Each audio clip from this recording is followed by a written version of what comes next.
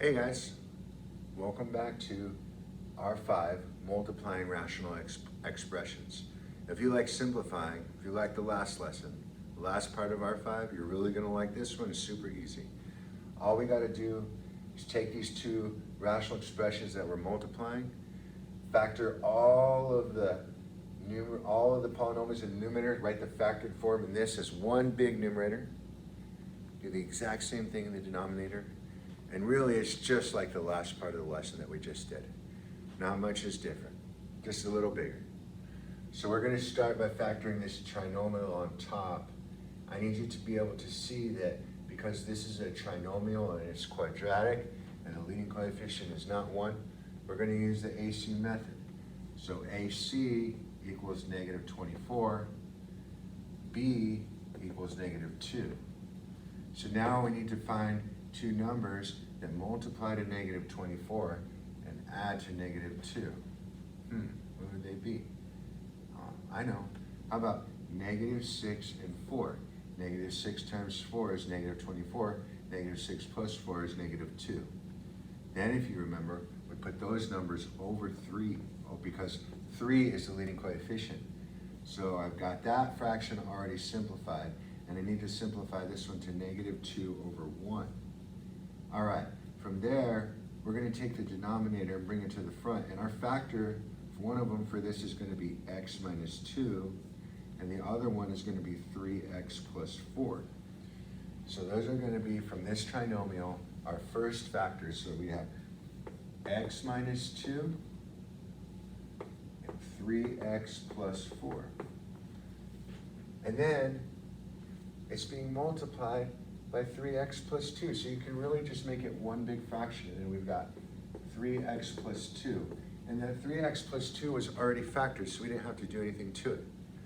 So the denominator, this denominator here, again, trinomial, quadratic, leading coefficient not 1.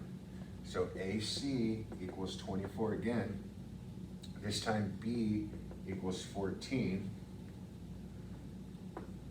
So I find two numbers that multiply to 24 and add to 14, and I think that's going to be 12 and 2. Okay, good. And now we'll put those numbers over A over 3, and this one's simplified, and this one simplifies to 4 over 1. So when I bring that denominator to the front, this denominator to the front, my factors are x plus 4, 3x plus 2, okay?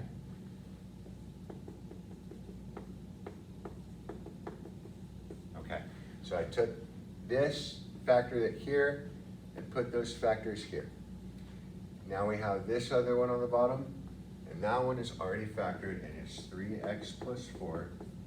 Now we're in good shape. Let's see.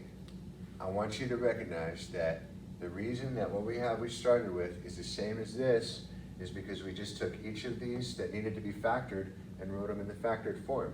And the reason we can make it one big fraction is because that's how multiplication works. You just multiply, when you have a fraction, the top times the top and the bottom times the bottom. Now for the best part, the most stress-relieving, gratifying thing we do in math, which is canceling all those factors. And we started with this big, huge mess. But now I can cancel this 3x plus 2 because I have one of them on top and one of them on bottom.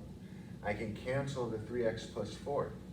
And I'm left with just simply x minus 2 over x plus 4. And that's our answer. Now, I want someone to tell me, why can we not cancel the x's? I want someone to tell me, why can we not simplify that 2 over 4 to 1 over 2? Look at this x, it's not a factor, it's a term. It's separated by subtraction. We don't cancel terms, we cancel factors. Has to have nothing but multiplication next to it. All right, thank you so much. Great job. Division is next.